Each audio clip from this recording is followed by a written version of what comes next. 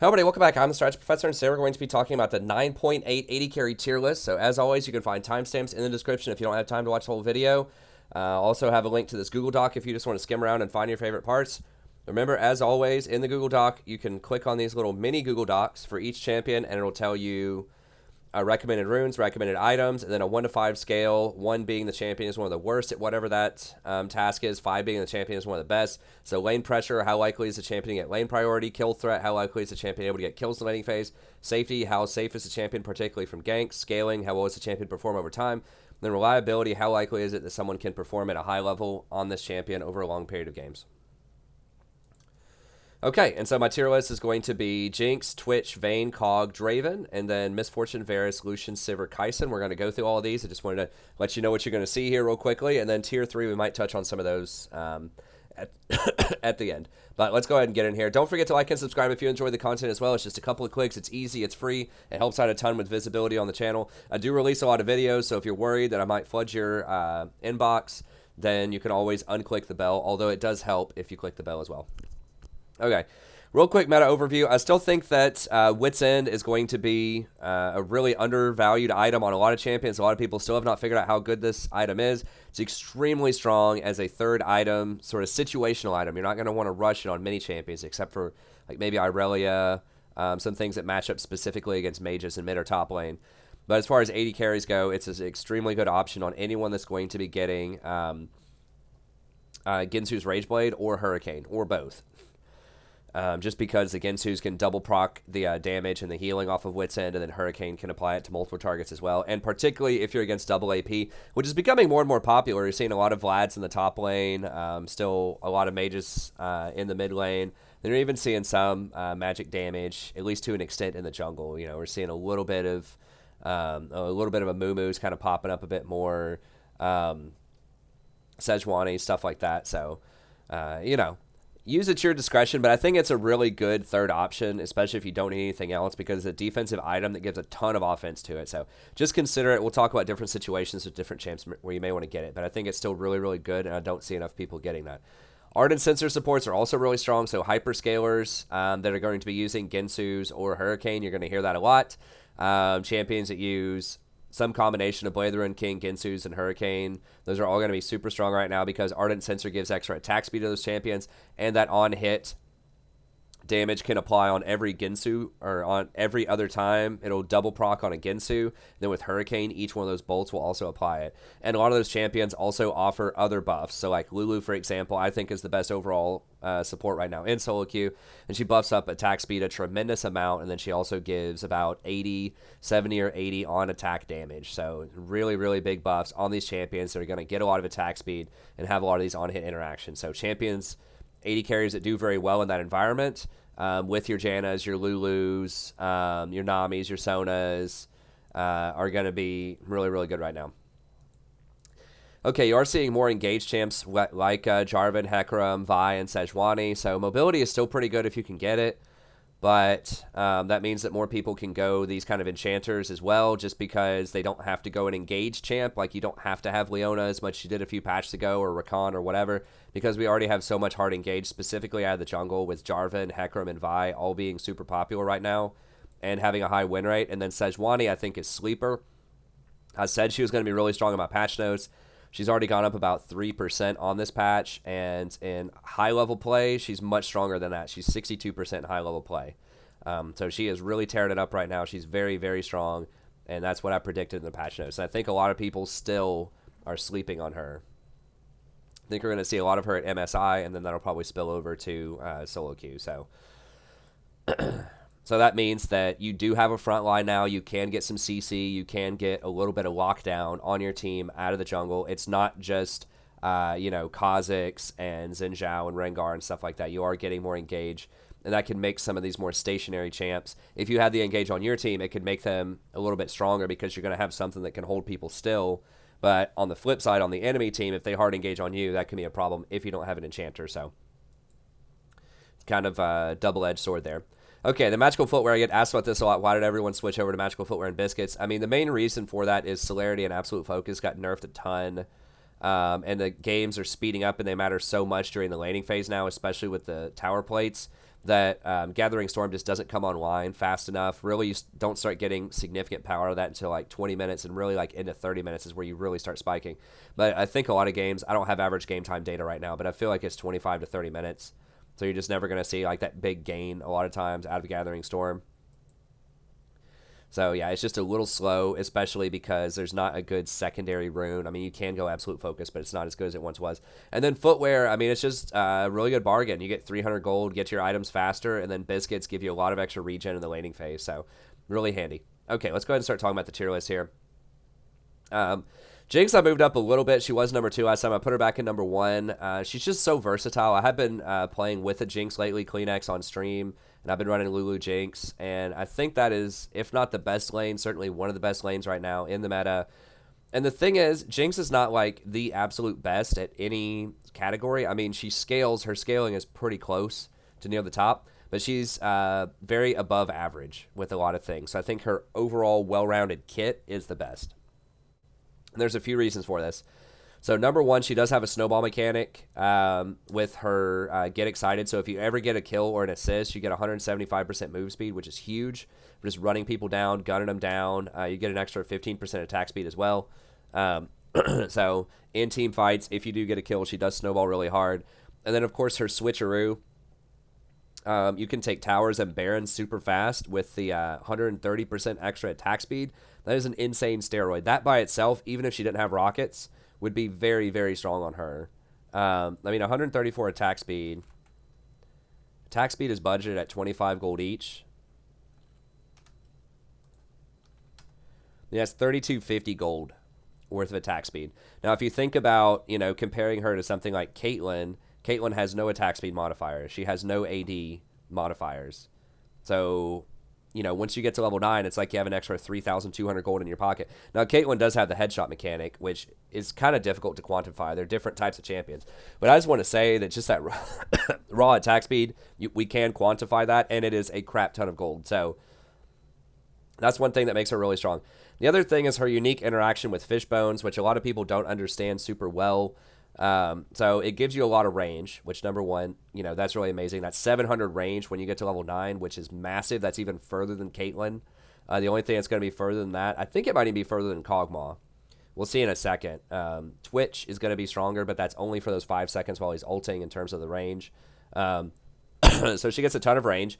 She also gets 10% AD extra on her rockets, and they splash, and they do full damage on every splash. So it's basically, if you auto-attack somebody and there's 3 people clumped up, it's basically like you hit them 3 times. That's like a triple crit, if you want to think of that, right? In a team fight scenario. So that in and of itself, the fact that your auto-attack splash do full damage, and you get an extra 175 range, or you can use it for 130% extra movement speed, just insane value. Now, you do lose some of your attack speed when you go over to Fishbones, and it does cost you some mana, so there is a little bit of a drawback. But that is crazy. Now, if you combine this with the fact that that rocket can crit, and it gets an additional benefit, even the 10% gets an extra benefit of 2.5% if you have Infinity Edge, is even crazier. Now let's add on to the fact that Hurricane Bolts become rockets. This is something a lot of people don't understand with her, is that each Hurricane Bolt becomes a rocket. Why is that significant? Because it splashes too. So each one of those bolts splashes and can hit other people also, and those bolts can crit. So, you know, whenever you attack somebody, even if they're standing in a minion wave, you're going to hit them once, right? If you crit them, that's like hitting them twice, and then each one of those bolts are going to splash. Let me pull up Runin's Hurricane here. I can get it from here. Yeah. So they're going to be getting the 80% here. And then they're going to be getting an extra 10% of that. So it's going to be like 88%. If you have Infinity Edge, it's going to take it up to 90%. And this also gets an extra 10% on each one of those. So it's like basically over 100% of your extra AD off of this. So it's basically like you're getting 2 hits. So your normal one hits. The 2 bolts hit targets that are close to your primary target. Those splash. Those hit. Now, if you get a crit, all of that crits. That's 4 hits. So, you know, the first one's going to crit. Does twice. It's even more than 4 because Infinity Edge is 2.25 times. So let's say that you had like I don't know, 200 AD or something like that. Then it's going to do 800 AD, and probably even more than that with the Infinity Edge modifiers. It's probably going to be closer to 900 to 1,000 damage off of that crit. So that's why she's broken. And it would do that damage to everybody. So if you have 3 people standing close together in a team fight like that, not only does it splash and hit your primary target splashes and hits your secondary targets. They all hit each other. So you can effectively get like 9 hits on somebody. Now, some of those are these little half hits and things like that. But basically, you can do that same damage I just talked about, the 900 to 1,000 damage to 3 different targets. So one auto attack off of Jinx, you know, kind of in the mid to late game, can hit for like effectively like 2,500 to 3,000 damage on an auto attack. Like, that's like, wow, if you had an ultimate or something that did that much damage, that'd be pretty crazy, right? But this is an auto attack, and she attacks really quickly when she gets a lot of these items. So that's why she's broken, is that she just has an insane interaction between Fishbones, Ruined's Hurricane, and Critical Strike. So that's part of what makes her the queen right now of scaling, especially in team fights, is that's really, really strong. Like I said, she can also switch over to minigun, take towers super quickly, take barons super quickly. If you do, it's kind of weird to get something like a Wit's End on her, but you would do extra damage splashing off of the Hurricane as well if you needed to get that. But generally, you want to be getting Critical Strike. But yeah, that's really strong. And then Zap is actually surprisingly pretty good. They've buffed this over time quite a bit. It's 160% of your total AD. That includes your base AD, not bonus AD, total AD. So even if in the early game, hell, if you have like 80 AD times 1.6 is going to be like, what, 140 or something? 130? 128. Plus 10. Okay, so it basically is 140. It's like level 1, if you hit them with Zap, it's doing like, you know, 140 damage for 50 mana with 1450 range. So that gets pretty crazy pretty quickly. It's on an 8-second cooldown, so you can harass with this quite a bit. So that's a really, really good poke tool, and it's a brutal slow. Like, once you get this leveled up, it's a 70% slow, and it lasts for 2 seconds. It doesn't decay. So they're going to be slowed quite a bit, which means if they're trying to run, you're going to hit them with a couple of extra auto attacks also. And 1450 is a really long range. Like, you can, you know, snipe people out from half a screen away with that. So if you get really proficient with that Zap, that gives her pretty decent burst damage, especially to finish people off. You have Flame Chompers, which is really good for protecting you. A lot of people forget that you can't jump over Flame Chompers. So, like, Jarvan can't flag and drag through that. Tristana can't jump over it. Zac can't jump over it. Nobody can jump over this. Rek'Sai can't burrow under it. It blocks anybody and everybody that tries to go through these Chompers, unless they're unstoppable. Like, Hecarim can still ult through it, but he can't run through it. So that's pretty decent protection, and you can chain it together with other CCs. So if you do have something like a Leona on your team, or if that Nami lands the bubble or something like that, you can drop the Chompers, and they're probably going to get stunned. I think it's got like a 0.7 arm time. So you should have plenty of time to do that. I mean, like, a Nami bubble is 1.5 seconds. So if you see that Nami bubble go out, you've got like half a second to drop your Chompers. So that can be pretty good. Those are on a longer cooldown. It's the last thing that you max. But just the fact that you have some kind of CC that you can chain together with other CC is really nice. Especially in like a team fight. You just throw those Chompers down in the middle, and you're probably going to CC a lot of people. And then finally, she has the Super Mega Death Rocket, which is fantastic. It's on a really low cooldown, which you definitely need to pay attention to this. 90 seconds is super low. Like, very aggressive cooldowns on things are usually like 120 seconds, but 90 is crazy. Global reach, so you can try to snipe people across the map. I don't recommend that most of the time. It does have a pretty large hitbox on it. But it's great for finishing people off. Does a ton of damage, you know, up to 35% of their missing health, and then depending on, you know, the amount that they've traveled, it can have like 450 base with 150% bonus AD. I mean, this thing's going to be hitting people for like 800 or 900 in the mid game. So really good. And also just toss that into a team fight. You know, if you have to run out, if it's scary, you can throw that in there. It's a good way to get some resets. So I think all in all, this makes her really good. Another underappreciated part of her is she has very, very good wave clear with rockets, especially if you get Hurricane. It's like not quite Sivir level, but close, and much cheaper on the mana. Those rockets are way, way cheaper to use than Sivir's Q and her Ricochet shots. So she's a lot less likely to run out of mana wave clearing. So that's another thing that's really underappreciated, I think, about her compared to some of the other champs out there, is that she has really nice wave clear. So it allows her to get priority and then rotate over to dragons, rotate into the jungle, just do what you need to do. So, I mean, she's kind of the total package here. She can get long range to harass during the team fight phase. She has follow-up CC, great for ganks, great for chaining CC with your support. She's got good poke with zap that also doubles as slow, so you can run people down. Once again, great with ganks, great follow-up. Super scaling, great in team fights, great at taking objectives, has a reset mechanic.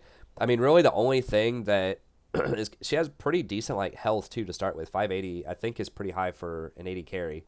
But really the only knock against her is she doesn't have any mobility. So you really have to have one of those enchanters to help peel you. Specifically like a Janna or a Lulu are very good with her. But, you know, if Hecarim's running at you or Jarvan's running at you, there aren't going to be a lot of options if you don't have your flash up. Now, the good news is if you do outplay him, if Jarvan does try to dunk you, you probably can blow him up if you flash out of that. So that is something to keep in mind. Excuse me. So it's really best if you know your support's going to be pretty good. So you can look whenever you join the lobby, if you're thinking about Jinx or somebody else, whenever you join the lobby, just look at porofessor.com. I've got it pulled up, I think, somewhere over here. Let me see. I can pull it up for you here real quick. Pull up Porofessor, just copy paste the names in the load screen, so you can just, you know, left click, drag, copy paste, put them in Porofessor, and just see if you have a support main, and then see who they're going to play potentially. You could even ask them, hey, you know, who are you thinking about playing? And if they're going to play something like a Jinx or like a Lulu or a Janna or something like that, it's going to be way better.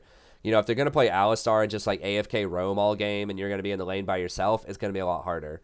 And you know, sometimes it's helpful to see if they have a Hecarim or a Jarvan. Hecarim and Jarvan are extremely popular right now. They are the second and third most picked champs. She's not that hot against Kha'Zix and Kayn either. There's a lot of junglers she's not that hot against. So that is her weakness. She is vulnerable, but she has a lot of power in other areas. So I think that she's overall the best right now. And I think most sites are going to agree with that. Excuse me. Sorry, I've got a bit of a cold, so hope you're not offended if I sound a little weird. I just want to get this content out. Twitch is another one. I think a lot of people are sleeping on Twitch. I don't see him talked about in a lot of tier lists, but he's also going to be super strong right now. He has a pretty high win rate.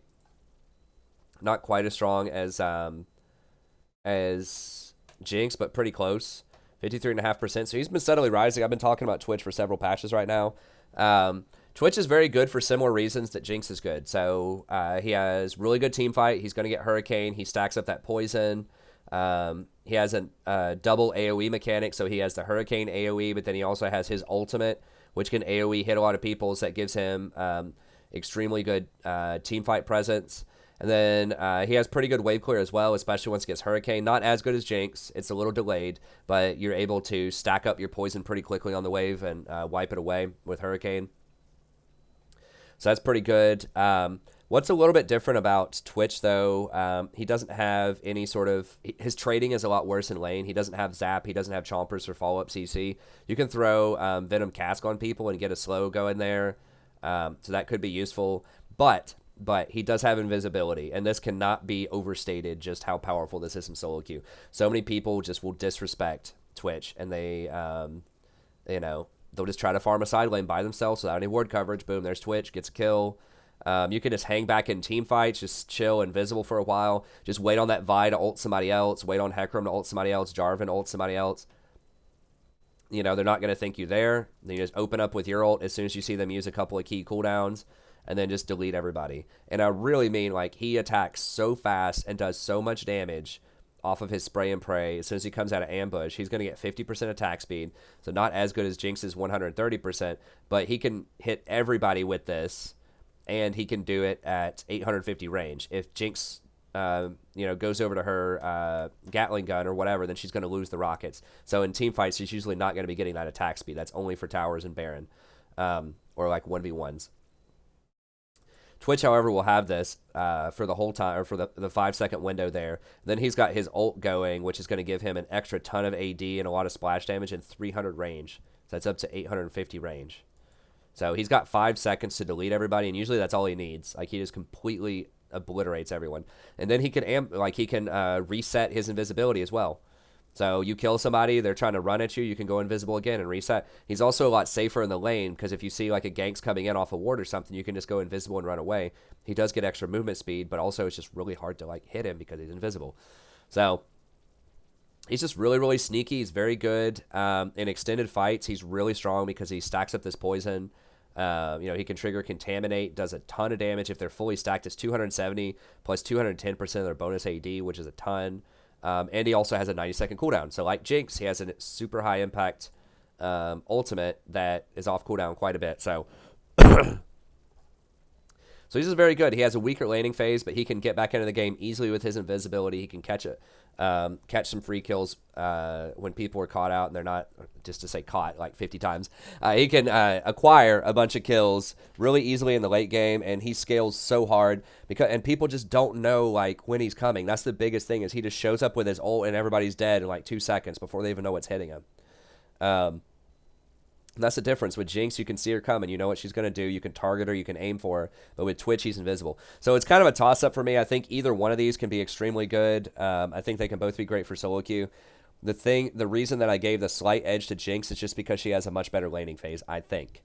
But he's also extremely good with Lulu and Janna as well. Ardent Sensor, obviously. He's going to have Hurricane. He's going to benefit heavily from that. So I think he's great with either one of those. But yeah, you're just going to go Lethal Tempo, Triumph, Alacrity, Coup de Grace, and then Footwear and Biscuits, and then just Blather and King, Hurricane, Infinity Edge. You could potentially go something like Wit's End after Hurricane if they have a lot of magic damage, but really, because you already have some critical strike off of Hurricane, getting the Infinity Edge is probably going to make sense. Remember that your ult can crit as well. It applies on-hit damage, so it applies Blather and King, and it crits. So it gets the best of both worlds. So you really don't lose...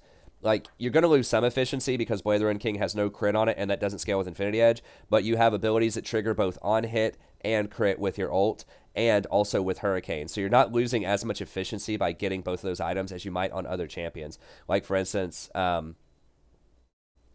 like Jinx. I mean, I guess Jinx's rockets do apply Blather and King, but don't do Blather and King on Jinx. But anyways, he scales really well. He has great items. That's the main point. And he's very good with the types of supports that are strong right now. So slightly safer than Jinx, a little bit sneakier than Jinx, but worse laning phase. What you're getting with Twitch.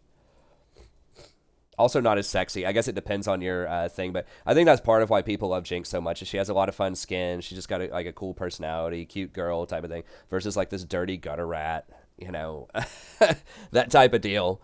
So that always plays into it. I swear, I think that's why people don't play Urgot. Even when he was like super overpowered, people just don't want to play like this ugly monster thing. But anyways, Vayne, I dropped her down a little bit. I still think that she is super strong right now. And it's tough to say, like her stats have fallen a little bit. So she kind of is up there. But I think the biggest thing right now is she just doesn't have wave clear. And that can really become an issue later on in the game, especially if your mid lane or your top lane doesn't have wave clear. And people are playing a lot of dual, fighter type of champs in both those lanes. Like champions that just don't have a lot of wave clear right now. Like you're still seeing some champions with wave clear, but it's just really handy to have that extra wave clear later on. And that's something that Vayne is kind of lacking in. She's also fairly weak during the laning phase. So Jinx definitely has a better laning phase than she does. Twitch probably has a better laning phase than she does because at least he can stack his poison in an all-in fight. But what she makes up for is mobility. So this is probably the best AD carry if you have an auto-filled support on your team and you're just trying to play through it and you just want to scale up for late. So if you're just solo queue, you have no idea who your support is, or you check them on Professor and you know that they're auto-filled and you just can't really count on them. It's just... You just want to do it yourself. She's going to be the best do-it-yourself AD carry because she has so much mobility. She can hunt people down. She can kite really well. She can reposition things off of Condemn. She has decent matchups into Hecarim and Jarvan. You at least have some counterplay to them. Like with Hecarim, you can dodge his ult if you roll properly. It's kind of hard. It's a pretty big hitbox, but you have an opportunity to do that. With Jarvan, if he dunks you can pin him into his own wall. With Condemn. And then Final Hour, it's 100-second cooldown. That's another theme, remember? So it's not 90 seconds, but it's pretty close. It's 100-second high-impact ult, so you can make a lot of proactive plays on the map. And she's pretty good on Blather and King, but it's really when she gets Blather and King and Gensu's, it's off to the races. She's also the best tank breaker. of anyone that I mentioned so far. So if you do see that Sejuani on the enemy team, if you do see some more of these tanks that are starting to come out a bit more, then she's going to be an excellent choice. She's the best tank breaker AD carry in the game because of the true damage off of Silver Bolts, especially with Gensu's. So, I mean, everyone's seen Vayne. You know she's super powerful, but that's sort of what you're buying with Vayne versus something like Jinx is less reliable laning phase, scarier team fight because you have to be close. You also don't have any AoE in team fights. So whereas like Jinx and Twitch can blow up an entire team by themselves, Vayne's going to have to pick them off one by one at a time, and she'll do that if it's a pretty good Vayne player, but it's just going to take a lot more time. So if you're sitting there, even if you're cracking through their tank or whatever, if everybody's grouped up and Jinx just gets to sit there and do her thing with her rocket, she's ultimately going to out DPS you in a 5v5 team fight, and so is Twitch because of their AoE stuff. But she's much better at solo fighting and better at killing ganks and better at staying safe and not getting blown up. So she's unique. She's interesting. She does have a high win rate. So I think she is very strong, especially if they have a lane that's not going to be that tough. If they have like an Ezreal or a Kai'Sa or something like that in the laning phase, you could probably get through it pretty comfortably. So she's a lot of fun also to play because you are so mobile. You can dodge a lot of stuff. That invisibility is just really overpowered on the ult. It's just very hard to click and deal with you. Pretty good against Nautilus, who's very popular right now too. You can make it difficult for Nautilus to target you with the ult. Ultimately, he might be able to target you. It does have like a half-second cast time, though. So if you watch him and he's about to do that cast animation on his ult, you can tumble invisible and it'll cancel his animation. So he might be able to cast it on you again after you come out. But a lot of times it'll just fluster Nautilus players. I know this from personal experience. When she's just constantly running around invisible, you're trying to cast your ult, she goes invis, then she pins you into a wall, and then she's auto-attacking you, and then you try to cast it again, she goes invisible again. So there's a lot of really good counterplay with Vayne. It's pretty good. If you try to hook her and she condemns at the right moment, I'm pretty sure she can knock you back. So you're going to come in partially towards her, but then she's going to knock you out of it. It's the timing on that's kind of tricky, but she just has a lot of counterplay to a lot of tanks and a lot of hard engaged champions, and that's something that Jinx and Twitch definitely don't have. So I still think she's strong. She is also very good with Lulu and Janna as well because she has such great hyperscaling, and she gets the attack speed with the Gensu's, Blazer, and King build. So she's just more of a outplay, slightly safer to an extent because of her mobility, single target machine and dueling machine versus the other ones are more team fight oriented. Although once again, especially Twitch, if he gets the first shot in off invisibility, he can still put up a pretty good fight against a lot of champions 1v1. Okay, Kog'Maw. Now this is another one that people have been sleeping on a ton. I think that Twitch and Kog'Maw are the most disrespected AD carries right now that are actually like undercover super powerful. I've been talking about Kog'Maw for several patches now. Especially since like Lucian started falling out of the meta, Ezreal started falling out of the meta. And he's risen a lot. He was at like 47 or 48% when I first started talking about him like 2 patches ago. Now he's 53.3. So you could have been in on that climb. And Kai'Sa kind of falling out too, or getting a lot weaker after the Stormrazor nerf. I think it was in the preseason or early on in the main season. He has become, I think, the premier magic damage AD carry. So his W does a ton of damage, and especially with Rageblade, he can just crank out a ton of DPS. He's historically amazing with Lulu. Now, part of that was because he used to get Wit's End, like the old Wit's End, and that shredded magic damage, which made Lulu's picks do even more damage, but still really good. It gives him the move speed and the attack speed that he needs. He can protect her, or she can protect him with her ult. And then while he's attacking so fast, you're going to get that extra damage off of picks as well. So for the same reason, a lot of other champs are very good. He's good. But his main thing is he is like built around being very slow and like not being able to chase people down. Like he has no mechanics to do that really. But Lulu changes that. She gives him that speed to kite people or to run people down. And that's something that he doesn't naturally have. So he's not balanced around having that. Versus, someone like Jinx is going to get those resets, right, off of Get Excited. That's kind of built into her balancing, budget, right? And you're going to have Twitch, who is balanced around. Well, he's going to show up invisible, and he's going to be able to get in range and get some hits on people. Kog'Maw is just supposed to be kind of a stationary cannon. He does a ton of damage. People forget just how much damage this champion does. It's just like disgusting. He completely deletes teams. And it's magic damage. So that's really handy. If you have a lot of AD, you have a Zed middle, you have, a top lane, whatever, Jarvan, Hecarim, something like that, then he's going to offer some really good magic damage in there. So I think that's really handy. He has huge range, 210 range. I think, is he 525? He's 500 base, so lower base range when he doesn't have his ult active. But going to be very close. It's 10 more than Jinx, but it's shorter than Twitch. It's more than Caitlyn. So pretty good mixture. And this is very good for trading in lane. Like, you get a huge amount of range in the laning phase. And it does a lot of damage. So, you know, they're going to have to run away while this is turned on. And he can snipe people out with his ult. It's very cheap. You can get some decent poke in there. Now, his other stuff is really underwhelming. Caustic Spittle's okay. It does give you passive attack speed. It can get some armor and magic resistant shred, so that's pretty good for taking down tanks. A lot of times it's not even worth casting this, though, honestly, when you're really strong. But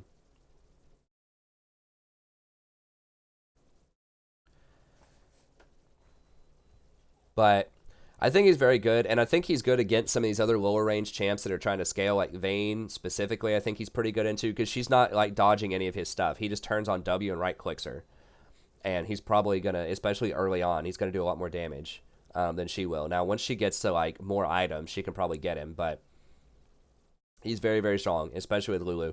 So I think he's really underrated. Now, why would you play him over someone like Jinx or Twitch? I think a lot of it's just the magic and percentage damage. If you just have a really strong front line and you're just looking to protect him and just completely erase the enemy team, he's so fast with that, because every single attack is 6%. Remember, Vayne's every third attack is 14%, which is close, but it's not, and it's true damage. It's not magic damage. His is magic damage. But this can double proc off of Gensu's as well. I mean, I guess hers, the timing gets cut in half off of Gensu's, but it has a really long range. That's the thing, is like, yeah, weakens your immune system. Oh, God. I just noticed that ad. What?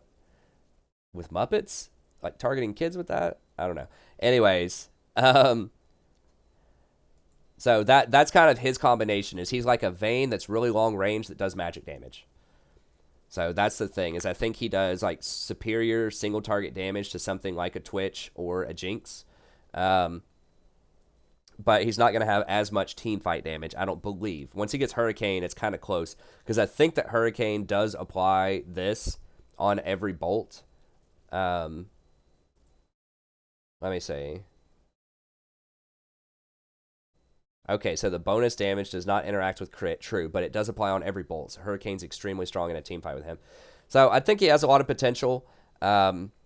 Berserker, and then Gensu's, or Ruin King, Gensu's, and then Wit's End or Hurricane. Just depends. I mean, Wit's End is going to give you more magic damage. It's going to give you more single target damage, a lot more single target damage, but Hurricane's going to be really good for team fight. So it's kind of up to you. You really don't want to get crit on him ever. You want all four of these items because his main damage can't crit. It's the same thing with Vayne. A lot of times you don't want crit on her.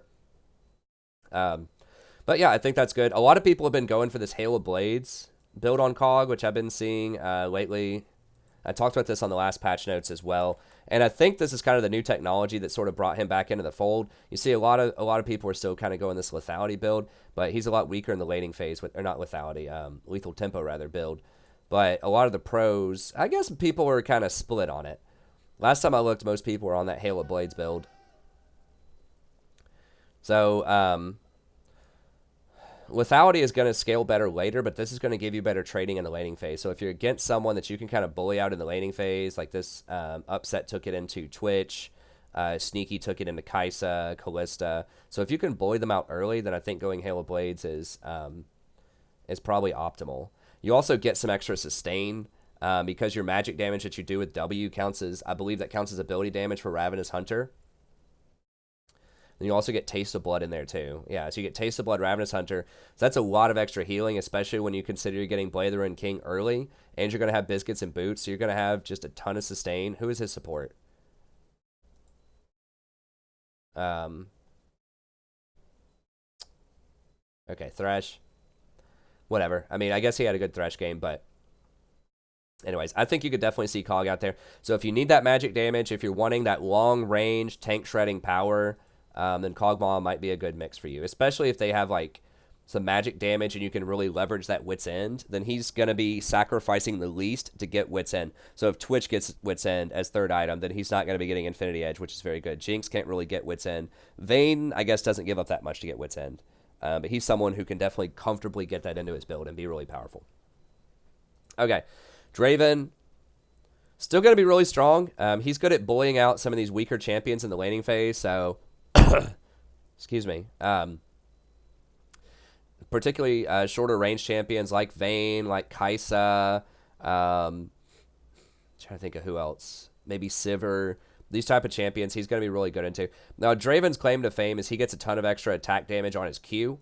So, basically, I've worked out the math before. It's kind of like he gets to come into lane with a free BF sword, so he starts off the game, you know, with an extra, like, 1,300 gold, like 4 kills worth of gold. And that's why it feels like you can never trade with this guy in lane, because he just has so much extra power.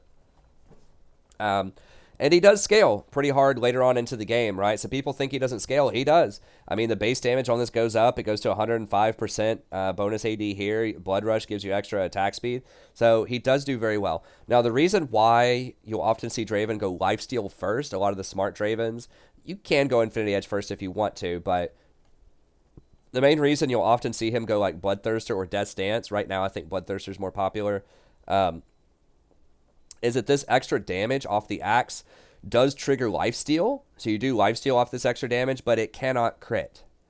Okay, so this bonus physical damage does not crit. Just your normal auto attack can still crit, but this does not crit. So Infinity Edge does do quite a bit of damage, but it doesn't do on hit effects and can triggering attack.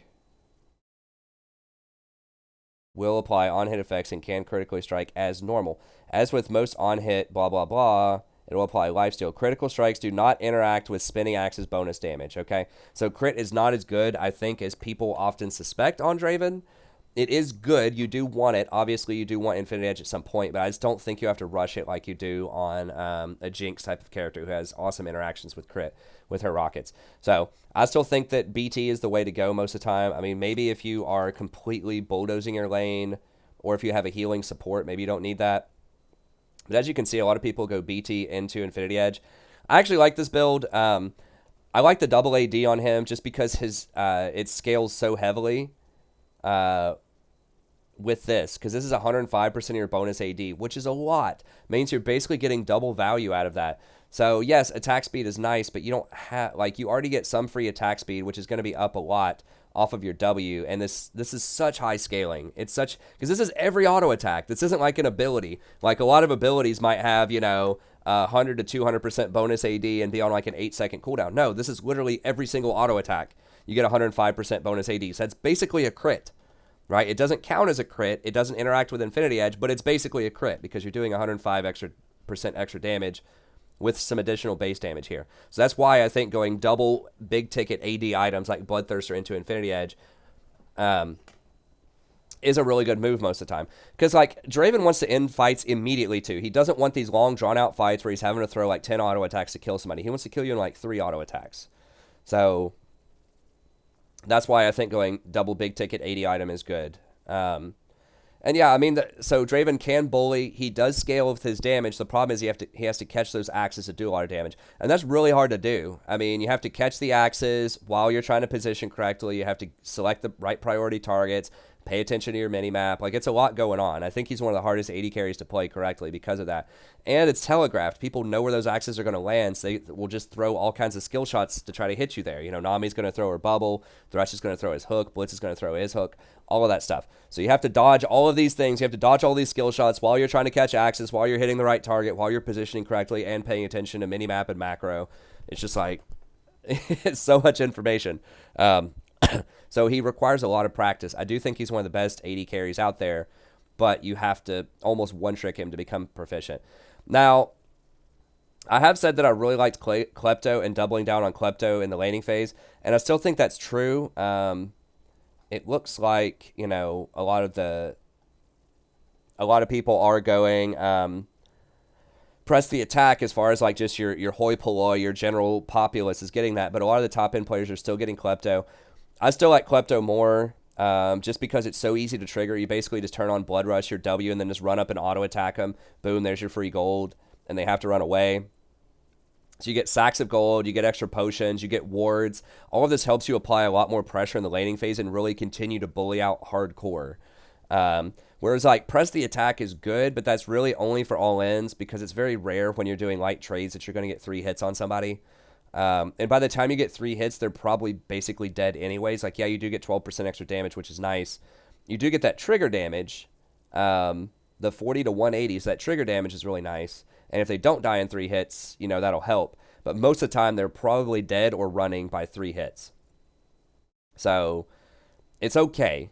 It's okay. But I think that, you know, if you're doubling down on the laning phase, this just makes much more sense for the way that he likes to trade, which is go up and hit him once, turn on your Q, hit him once, maybe twice, and then back up, reset, heal back up with your lifesteal that you're going to have off of your potions and your bloodthirst or your biscuits, all of that stuff, and then go in for trades against. Just try to attrition them down and then go for the all-in. So, I don't know. It's okay. This is basically more all-in damage, but this is a better economy, and I think it suits his trading style a lot better as well. But either way, there could be an argument for both of those. So, yeah, just Bloodthirst or Infinity Edge and Rapid Fire is going to make sure you get that first hit. So, those are the items I'd go on him. So that's my tier 1. I really think, honestly, most of the time you should be very heavily considering one of these 5 champions. Tier 2 does start to get a bit more shaky. I do think that Miss Fortune and Varus, there can be a conversation for them, and we're going to have that conversation right now. But I think that there's definitely a fall off after this tier as you go down.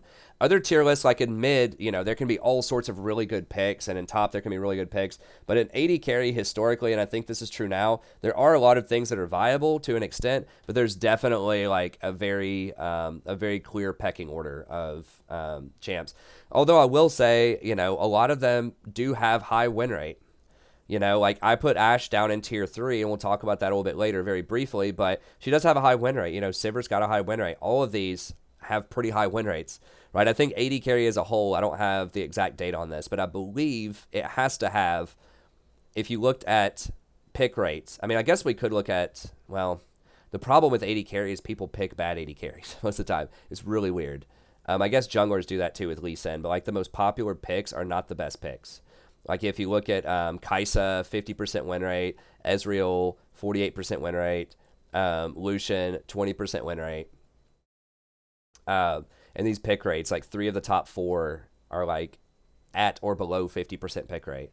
So, you know, like I said, a lot of it is just aesthetics, I think. Yeah, Jinx is up there, once again, cute girl and very powerful. But you've got your stuff like Twitch is, you know, mulling around kind of near the bottom. You know, Kog'Maw is kind of down there too. So, you know, you're kind of your ugly boys. It's just not an ugly boy kind of world, unfortunately, in League of Legends. But Draven's popular. He's hot. But anyways, let's go ahead and go on to tier 2 here. Okay, Miss Fortune. So I moved Miss Fortune up quite a bit from where she was last time. I had talked about this potential build that was becoming popular with the, it's kind of a misnomer to call it on hit because it has Blather and King. It does not get Gensus or anything like that. But it's a strange kind of hybrid build with Press the Attack that rushes Blather and King first. And I did some more research on that. I've tried it. I've played against it. I've played with it several times. And it does seem very strong. And I discussed this last time. It's still not like ultra popular right now, I don't think. Yeah, she's still, but the win rate is definitely going up on her to an extent, but she's still kind of like just middling in terms of popularity. But why does this work? Why is this good? This is something where if you had told me about this, like, you know, a few months ago, I would have said this is stupid. This does not work. But I think there have been several things that have changed about Miss Fortune and about the meta that have made this better over time. So let's go into those really quickly. Let's look at her. Okay, so historically, Miss Fortune has been played as sort of a bully burst champion early on who relies a lot on her ultimate, and she wants to do maximum damage in team fights with her ult. So she wants burst early, she wants a ton of damage, and burst later with her ult. So not sustained. And there's been a lot of support for this historically because she's gotten lethality. So usually she'll get something like Dustblade, which helps out early. Ghostblade helps her out because that does extra damage early, but then it also gives a ton of extra damage to her ult. So Critical Strike sometimes has been popular on her. The problem is that's very expensive and that doesn't help you double down on your laning phase pressure. So that's something that hasn't been popular for a while with Miss Fortune. And then you would combine this with something like Comet, or you would combine that you can use to bully in lane, or Dark Harvest, which you can use to bully in lane, or to execute people during team fights with your ult. Well, the issue is the sorcery tree has been nerfed a ton for like every role. So Mana Flow Ban has been nerfed over time. Absolute Focus has been nerfed. Celerity's been nerfed. Scorch has been nerfed, which she did abuse Scorch really easily with her Q as well. Comet, I don't believe, has been nerfed. But a lot of the other stuff has been nerfed. A lot of the poke stuff. And then Dark Harvest has been nerfed. So just a lot of her runes that sort of made her want to do this kind of burst poke early have been nerfed out. So that's kind of one of the major changes. Another thing that people have kind of like really figured out, and I don't know if her strut got buffed or not. Let me just, I'm not going to spend a ton of time on this. Let me just see if it actually literally got buffed and I just forgot about it or what. 811. So that was quite a while. No, it was a long time ago. No, she really hasn't been touched in a while. I mean, it's totally possible people just never thought of this, but I think really it's because a lot of the runes got nerfed and lethality has been nerfed over time, and then people just kind of out of like just love of misfortune, just wanting to play her, were just experimenting with other builds and found something that kind of worked. Okay, so how this works is your double up does apply on hit effects as well. So if you bounce, you know, something off a minion, it will apply Blather and King to people on the back. It still applies Love Tap to people.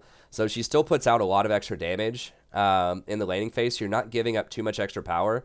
I believe this also applies physical, or like the physical damage lifesteals, including Love Tap, does apply lifesteal.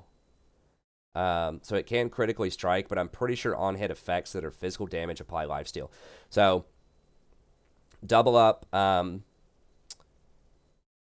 don't know if double up's damage itself lifesteals. It might, but it does. At least the Love Tap version and the on hit, the extra physical damage that you do when it bounces, does apply lifesteal. So it works very, very well with Bill's Water and with Spell Vamp, and then obviously Blather and King. So that's something that I think, you know, kind of went over a lot of people's heads. I never thought of that before. So it does give you really, really good lifesteal in the lane. If you're applying these love taps to people, so that gives you a ton of extra sustain. It's very difficult to push you out of lane because not only are you lifestealing, but you do a lot of damage as well, and it's very cheap.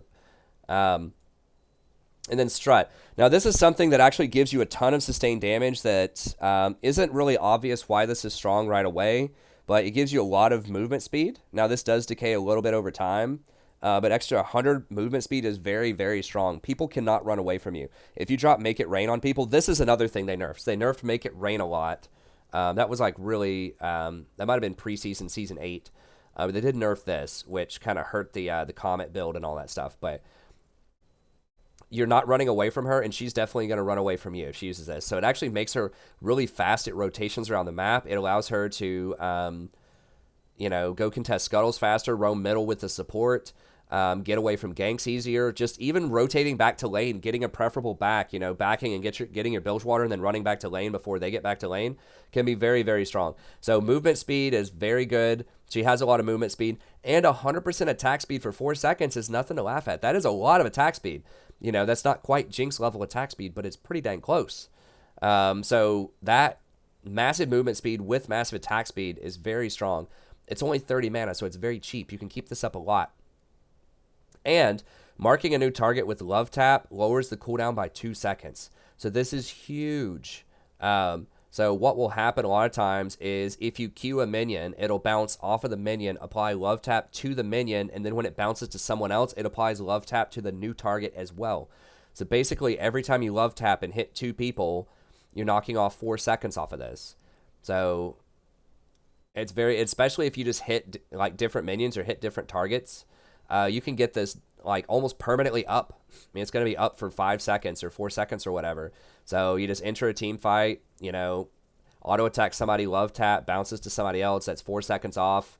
And then just like auto attack a couple of different people or a creep or something like that, especially in the laning phase where you can just auto attack the creeps and get this down. It ends up being a very, very low cooldown, especially when you start getting things like Ghost Blade to give you that extra 10% cooldown. So this is very strong. The combination of being able to point click, slow somebody down, and then run them down with a huge attack speed, and like such a low cooldown speed without costing much mana is very powerful. And then of course you have the ult. It's basically the same thing the ult always is. Now the ult each shot does not apply Blather and King. It doesn't apply on hit effects, so your ult is going to be weaker than with some of the other builds when you get Blade the Ruined King first, but it still does a ton of damage. Let's be honest, you know, if you're doing 900 damage with, or like 900% of your total AD damage, do you really need a lot extra? It's still going to be very strong, low cooldown, high impact ult. So this just makes her a bit more versatile. She's able to rotate, she's able to make plays faster. She's able to do pretty respectable sustained damage with Blazer and King and that much extra attack speed on tanks. It's not going to be like Vayne level shred or Kog'Maw level shred, but it gives her a lot more game than she used to have with that kind of build. And it just really, like, everything about her just doubles down on the movement speed. Just your ability to rotate around the fight, kite people, get to the priority targets, get away from sticky situations. Like, every ability and item that you have is going to give you some kind of movement speed modifier most of the time. Like, Strut's going to give you the movement speed that we talked about. Make It Rain's going to slow people down. Blazer and King is going to slow people down and speed you up. Ghostblade is going to speed you up. So it's just like you're a freaking race car just zipping around in a team fight. It's like Jhin, if he crits on every single shot, you're just running around like a freaking rocket. So that's what she's all about now. It's just like super mobility, being able to get to priority targets, kiting people out, getting good positioning. With all that movement speed and all those slows, you can set up for a really good bullet time. Even if you get caught out or you're in a bad position at the start of the fight, you can get into a good position with all this movement. So I think that makes her really good. I'm not sure if we'll see her in pro, but I know that she's been steadily rising a little bit in solo queue. And I'll tell you, it is very powerful. It is shockingly powerful for how goofy that build looks. It's really good. You can also trigger press the attack really quickly, which is what a lot of people are doing on her. You just auto attack Q and then auto attack again. And you have press the attack. So you have it up in like, you know, second and a half. Really quick, and then the press the attack is going to increase the damage that you do with Blazer and King. It's going to increase the damage that you do, you know, with your ultimate, of course, with all of your abilities. It's going to increase the damage that all of your allies do. So if you trigger press the attack on the enemy tank, then everybody's doing 12% extra damage to that tank. So it's a very, very good team mechanic. It's a good burst ability. Remember, it has that trigger damage, and it's really good with a lot of your other abilities as well. So it's almost like you're giving yourself a lot of extra lethality with Press the Attack. So that's why you don't have to buy that lethality item first anymore, because you can use Press the Attack with this new build, and it's almost like it's giving you the extra lethality anyways, while also giving you all of the Blazer and King benefits.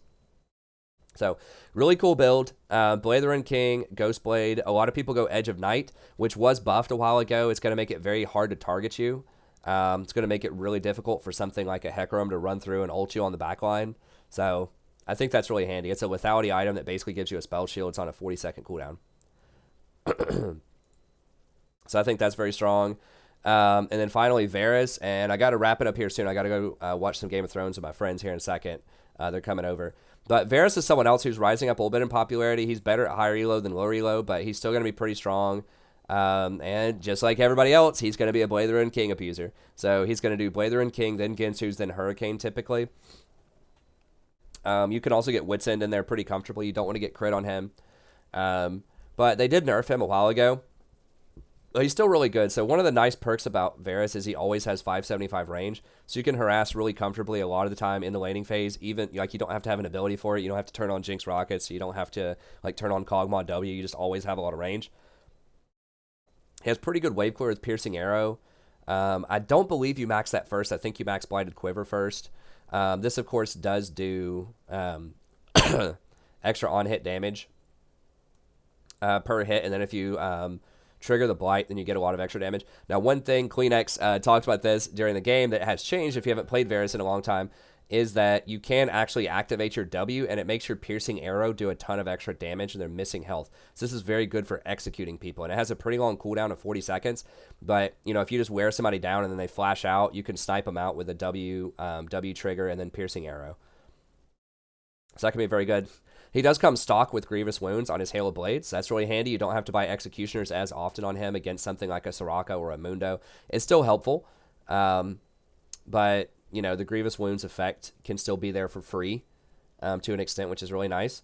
And then, you know, like a lot of other champs, he has a fairly low cooldown ult. Now, this is a bit longer than some of the other ones, 110 seconds, but it's still under 120. It's great.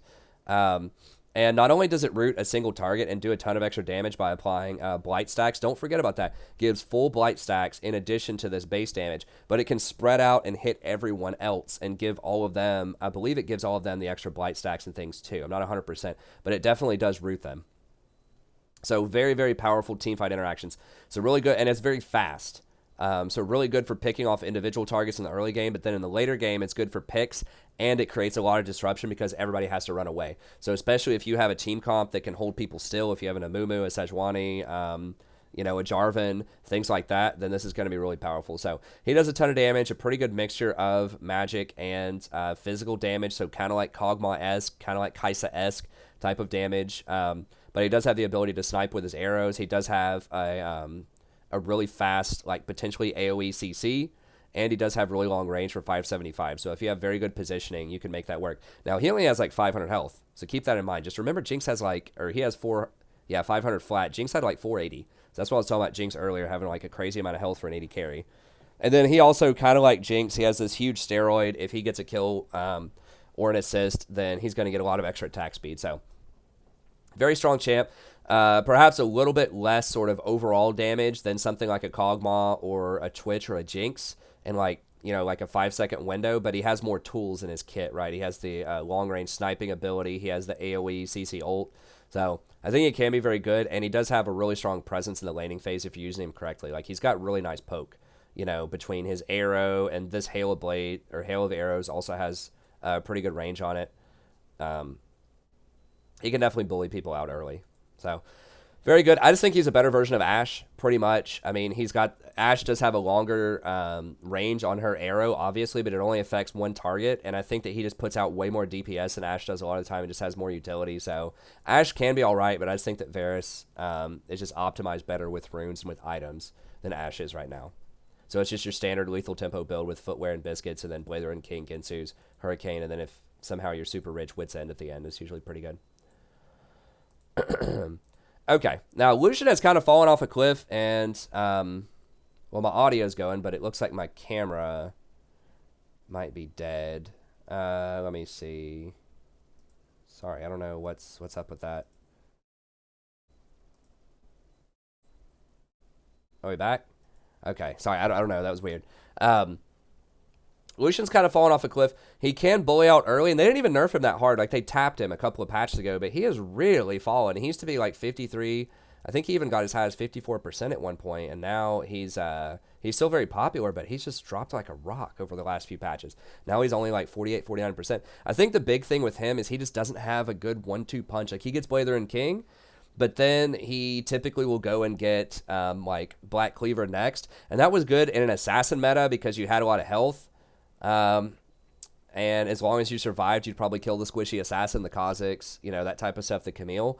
But it's just too slow now. It's just not as much sustained damage. You know, when they get to 2 items, you know, when Vayne has Blazer and King plus Ginsu's, or Jinx has Infinity Edge plus Hurricane or whatever, they're putting up way more damage than Lucian does with Black Cleaver. It just takes too much time to set up. Like, ironically, he has a lot of burst early, but then he takes too much time. He doesn't have enough damage later. Now, I know some people have been trying out some different builds on him, maybe trying some crit builds with, like, Essence Reaver and things like that, but it's just very difficult. A lot of people are still doing the Black Cleaver builds. Yeah, even at a high-level play, he's only 46% right now. And a lot of that is just this Black Cleaver is very good for helping you live, but if you have pretty good protection, if you have an enchanter that's going to be peeling for you and buffing you up, that's another thing. He doesn't work very well with Ardent Sensor. It's okay, like his double shot does trigger it, but he doesn't benefit from attack speed as much as a lot of these other champs. So he doesn't play well with a lot of the other stuff that's going on in the meta. So still, you know, in theory, a strong champ can be good. If you bully your way out early, he can be a powerhouse pick, but you really, really have to take over the game early. Spirit of Sojin is actually an interesting pick. I never thought about that on him, but I don't know. There might be a build where people could make him more aggressive early. Maybe it is going something like Infinity Edge, Essence Reaver, and just like his double shot can crit. I don't know, but I think people will have to experiment around, and people just haven't been able to find the right build lately as well. Maybe it's something like Klepto to get ahead with gold because his double shot can trigger Klepto. I'm not sure, but I just feel like he has a lot of bad matchups right now. He can't bully as much as he used to. Everybody's got sustain. Everybody's got an enchanter with him. Everybody's taking biscuits. A lot of these top champions are going to be taking heal with you know, going Blazer and King early, or they can go Doran Shield early and things like that. So there's just so many different mechanics that just make it sort of to where a lot of these champions that historically could have been bullied by Lucian aren't actually getting bullied that often by Lucian. So not as much as they used to. Okay, I'll be out in just a few minutes. Okay, sounds good. So yeah, can you still win with him? Sure. Is he still cool? I like him. He's a lot of fun. He has a great kit, but I just think that, like I said, he just can't. People just get too much free sustain and help through the laning phase now, and he just can't bully as much as he used to. And on 2 items, once the game develops a little bit, then he's just not going to have as much momentum as some of these other champs. Now, Sivir is someone that can be really good. She's very good in pro play. She does have a high win rate. I don't personally see her win as much as some of the other champs. But she's very good if they have a huge CC comp. She's good against things like Pike or Thresh or things like that with her spell shield. And she's very good with bruisers, right? With her ult, she can make people run really quickly. You know, she can speed that Jarvan and speed that Hecarim in. So she's a very good team player, and she has very good wave clear, but I think she requires a lot of items to come online. And she's really almost like a 3-item AD carry. I think a lot of people start with Essence Reaver on her, which is pretty good. And then I'm not really sure what they go after that. I mean, it's tough to say. I think that, you know, maybe going a double 80 item might work on her, a double crit item like Essence Reaver plus Infinity Edge. There's like some people squeeze in like a Phantom Dancer first. I actually like Essence Reaver. It's a little bit less damage than Infinity Edge. Well, it's a decent chunk less damage than Infinity Edge, but it doubles down on the wave clear. It gives you the mana that you need. She's such a mana hog. She really wants that mana early on. And that's just going to let you do what you want, which is like, you know, 400 CS win condition. Just run around the whole map, just farm every lane, you know, farm the jungle if your jungler's not doing their camps or whatever. So I just think this accelerates your game plan to have Essence Reaver first and then go something like Phantom Dancer or Infinity Edge next. But she's got a lot of CC. One thing that she does have, if you have organized team fights, is she has access to the back line, which is what a lot of analysts will say. She can use her Ricochet on the tank on the front line, and it'll still bounce and still be able to crit the back line. So if people are grouped up, she's going to hit everybody, right? So you can be anywhere. You can be positioned, you know, any way you want and get to that back line. So, you know, sometimes Jinx can get bullied off to where she can't hit multiple targets with her rockets if she's getting dove by like a Jarvan or a Hecarim, whereas Sivir can still spell shield the initial engage and then use her ult to rotate around and get access to the backline. So, and her boomerang also goes through people to get to the backline. So she has really nice team fight access to the backline. So I think she's very good in organized team fights. She can wave clear really, really well. I just don't think she's going to take over and just raw power dominate by herself, just 1v9, as well as something like Jinx, Twitch, Vayne, or Kog'Maw can do. But I think that she can be good. Kai'Sa's really popular, but she doesn't have a high win rate. I don't think she's as amazing as some of the other champs out there. She has really short range. Her itemization is not great. Like, she has to get new Storm Razor and then Gensu, so she gets double evolve really quickly. But that new Storm Razor is pretty bad early on. If you compare it to Blazer and King or Infinity Edge, you're going to have a much weaker power spike on 1 item. On 2 items, she gets respectable, but I would still argue that a lot of these champions who have Blazer and King plus Gensus are going to get way, way more mileage out of that than she's going to get with Storm Razor plus Gensus. So, like, really late game, yeah, she can come online, but... And if you make some like really nice outplays with her invisibility off of her E or with her ult to dodge skill shots and things, you can make it happen. But I think you're working uphill significantly right now. I just feel like because her itemization, her runes just are not great right now compared to a lot of other champs. You know, if you're a challenger level player, you're a pro level player, she does bring a lot of mobility to the table, and she can be strong. You know, she's got a 62% win rate and really high elo, but I think the win rate doesn't bear that out at Platinum and lower, and not just win rate, but just anecdotally, I just see her. She just has a lot of problems. She's still very popular, but it just takes her a long time to come online compared to other champs, is how I feel. Unless she gets, like, gifted a bunch of kills early, that can be rough. Okay, and that's pretty much going to be it. I got to go in there and watch some Game of Thrones with my buddies. It's going to be a good time tonight. The final few champs here, you know, Xayah, Caitlyn. Like, Xayah's okay. If you have a Rakan, she can be good. Rakan is getting reworked next patch to an extent. I'll talk about that more as that comes through. I talked about that some in my support tier list video, so be sure to check that out on the channel. But she's okay. She just requires a lot of prep. I do think that going something like Essence Reaver first is really good on her too, for similar reasons it's good on Sivir. She has a lot of good abilities, but she can be a mana hog. So I think that can be good. She is really good against divers like Hecarim, like Jarvan. But She just requires a few more items and just takes some more levels, just takes a bit more time to come online. So she's all right. I just think she doesn't have quite the raw power by herself as some of these other champs. Caitlyn can be super impressive if you completely dominate, just shatter the lane early. You're up 40 CS, you grab all those plates, you get the tower, and you have really on-point macro. You rotate around the map, and you get all of the objectives. She's very, very strong, and she can snowball hard, but she's very difficult to play. You have to apply a lot of pressure safely, and you have to really use your traps and your headshot mechanics really well. So she's a lot of fun. I like playing Caitlyn. But realistically, a lot of people just can't keep up with that tempo. They just don't apply enough pressure. They'll just sit there and farm. And if that's the case, you just need to play Jinx instead. She's just a far better version of Caitlyn most of the time. Okay, Trist, pretty good. Low range early. Takes a lot of items. Takes a lot of levels to come online. She just doesn't have the raw power as some of the other champs. But she is very safe. So if you're afraid you're going to get dove a lot and you have a late game team comp, maybe she's a decent pick. But that can be kind of weak. Ashe has a high win rate. Maybe I'm underestimating her. Fair enough. If you like Ashe, you definitely can win with her. She does have a high win rate. I would just rather have Varus if you want that type of effect. I think he puts out more damage, has a bit more... she has good utility to her, but I think a lot of it's just the damage potential that he has. But if you're really leveraging her hawk shot, tracking the jungler really well, if you're hitting all of your arrows, if you're kiting really well at the slows, you can make her work. But I think a lot of people are working uphill. And then Ezreal can be strong. He's been nerfed a lot, especially with the double tier. So now he's decidedly a mid-game champion. He really sucks in the laning phase. It's bad to go give Vayne or Twitch or Jinx a free lane, which is what you're doing when you pick Ezreal. You're just kind of asking for it. And then he just is not going to make up with the scaling later without the double tier build, I don't think. There are some substitute items. Some people are going Gunblade and stuff like that, but